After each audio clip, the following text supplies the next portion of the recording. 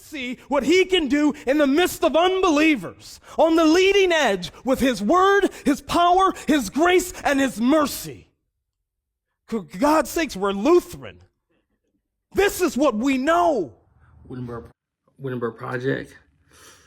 Lately, I've been asked a few times, and so have my counterparts, like, why do you do the things you do, in that sense? And I don't think people realized the sense of assurance and comfort people are looking for in the world. A lot of times you'll talk to people, and I'll use real examples. People will mention things to you like, do you ever feel like you're doing enough? You know, if this was true, and they still believe it, but they're still having doubts like this. Why are things playing out this way?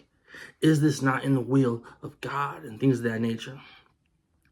And a lot of times, all they're left trusting in is their feeling, their passion, their zeal, their heart, pretty much. But as Bible-believing people, we know that who could trust a heart? It's wicked among all things. That's not just me saying that as if we're some, I'm some pious person, like, oh, we're so sinners worth this. No, the text literally says that in Jeremiah.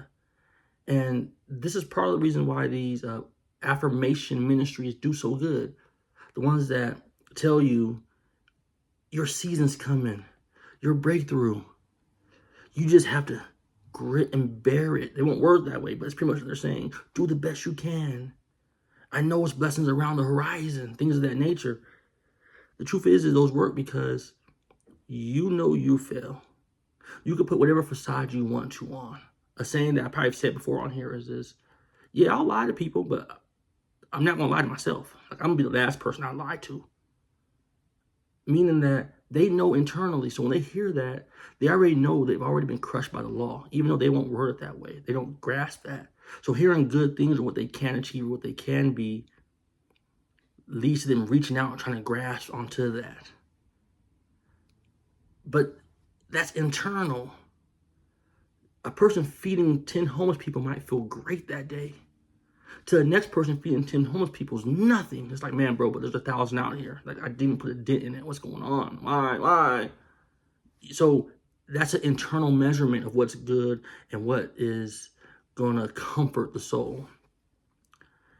And that's why God gave us abstract, extra nose meanings for us to cling on to that aren't determined by our whimsical spirit. Whimsical meaning that at some point in life, the best food ever for you was pizza, probably. Like, pizza was the top tier item. Top tier.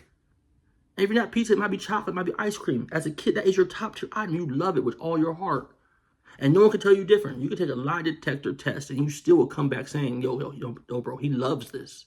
He loves this.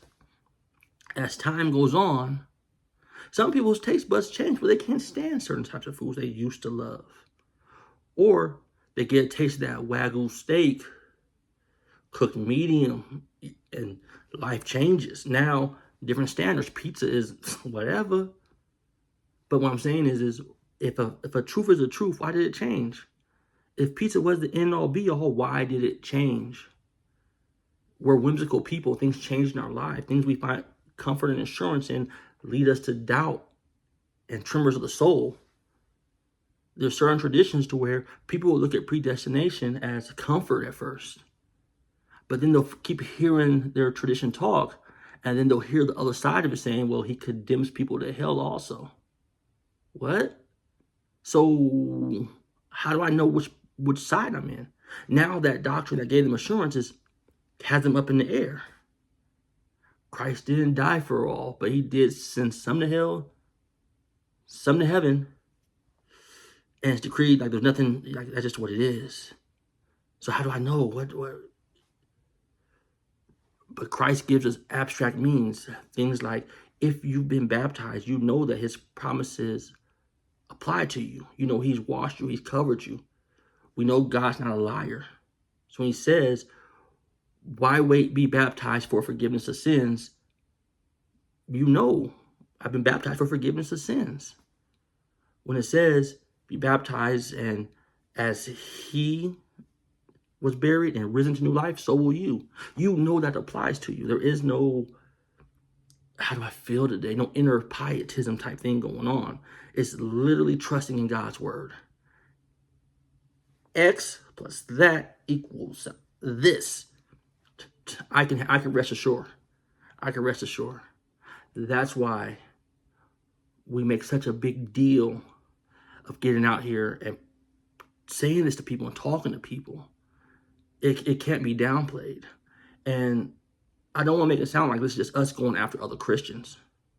But a lot of times, Christians who don't have assurance and don't realize a sacramental type theology have the same struggles and worries as a non-believer. They're just trying to find the good. They're just trying to be the best they can. And that's abstract. There is no defining thing in regards to that. So, in a nutshell, that's why I and we do what we do. People have to stop looking internally and look outside and look at what Christ has done for you and bank on that. If you ever wonder, am I doing enough, or is God pleased or happy? Know that he looks at you as you're in his son. Oh, and he's pleased in his son. He's pleased beyond measure in his son. That's how he sees you. So you can fail and get up and go again. You can fail miserably trying to be the best you can, and know that I'm loving neighbor because my neighbor needs to be loved. I'm not loving him to achieve something, to get piety points. I'm not loving him to earn something. So failing or succeeding, it doesn't change. My child, literally my actual kids, can do something like fail, straight F's, fail out of school.